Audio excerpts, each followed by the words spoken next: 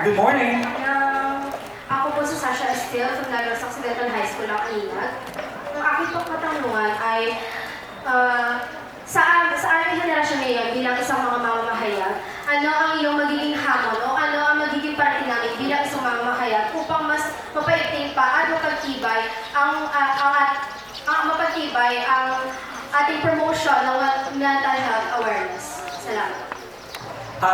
Siguro yung ma-advise ko, yung hamon ko, is you have to expose the truth. Okay? Damo kita ng mga information that are very misleading, and it's actually on you guys, young journalists, to be more passionate sa truth na ginatawag. Because without the truth, we cannot educate. We cannot educate the public. We cannot reach people. We cannot disseminate information. So, if your value, you have to examine your value.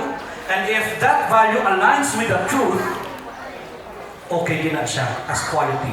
So, expose the truth, align your values, believe in the truth. Okay? So, yun po. Thank you. Magandang umaga, Ginoong Mark. Ako po si Shiny Magpilay mula sa Negros Occidental High School. Ang aking katanungan po ay, kanina na-mention niya na ipopost niya sa Facebook ang iyong reaction tungkol sa sinabi ni Robert Padilla. Ang aking pong katanungan ay, ano ang iyong naging pangunahing reaksyon nang marinig ang mga balita na iyon? As a psychologist, and as a mental health advocate for 10 years, I'm really offended of, siguro na-sad ko, no, not offended, but sad. I would like to correct that. Na-sad ako with the reaction of the good senator because it's not actually technically correct. No? As what I have mentioned, depression or any mental health conditions, may biopsychosocial background, and it's not a sign of weakness.